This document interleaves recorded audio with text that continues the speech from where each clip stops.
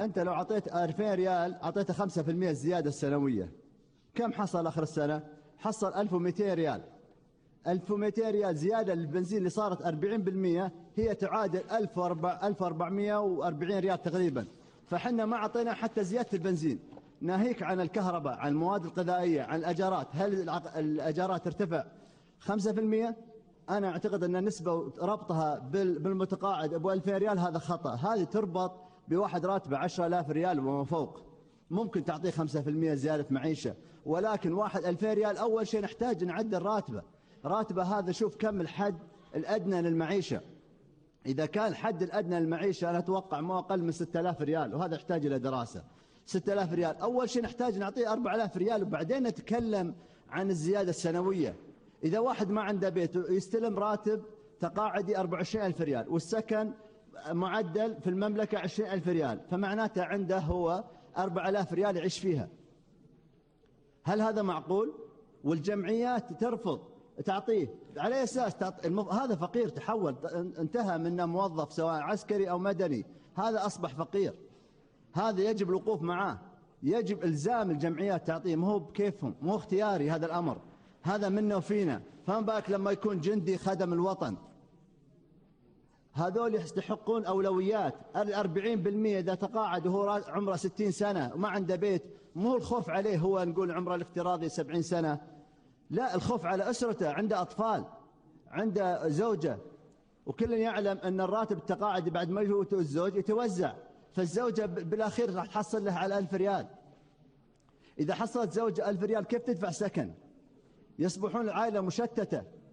أنا أعتقد أن اللجنة يعني دراستها الموضوع ركزت على العلاوة السنوية ولم تعالج الأصل. نحتاج إلى وقفة جادة في تحسين أوضاع هذول الناس، هذول منا وفينا، هذول أهلنا أسرنا، نحتاج إلى الوقفة معهم. أنا أرفض أن أي مواطن يتقاعد ب2000 ريال أمانة، مو أقل من 6000 ريال. كيف نضمن له عيشة كريمة؟ ليش أخليه يتسول؟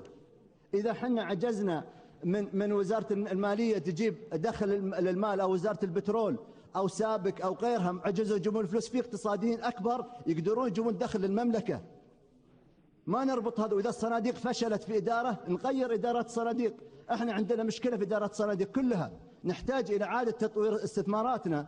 ما نخلي موظف دولة جالس 20 سنة في الأخير ما يدخل مبالغ. لازم نحاسبه بشكل سنوي، تحول لشركات، لازم يكون عندنا إحساس بالمسؤولية.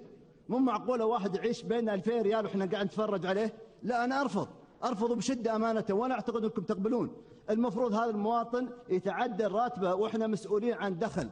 في 1000 طريقة وطريقة زيادة الدخل في المملكة، والحمد لله في مجلس اليوم الاقتصاد والتنمية شغال. صحيح إنه جاء متأخر ولكن قام يشتغل، وأنا حسب علمي من القرب عنهم يشتغلون ليل نهار ويشكرون على هالشيء. ولكن إن حنا نتركه لما يتحسن دخل، أنا أرفض أمانة. حنا عندنا قدرة الحمد لله إن حنا ندفع لهم ونصلحهم حتى نحسن وضعهم. الشيء الآخر إن حنا نرجع على جندي ثاني وناخذ منه زيادة. كم اللي ناخذ منه؟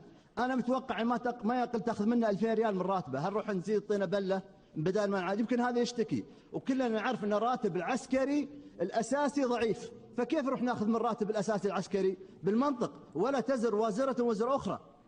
أنا أعتقد أن حتى إنشاء صندوق، على أساس إنشاء صندوق، أنا يعني اسمحوا لي اللي في اللجنة، صندوق كم المبلغ اللي ناقص؟ ممكن واحد منهم يجاوبني، ما فيهم واحد يعرف. وبعدين إنشاء صندوق يأخذ سنوات للاستثمار.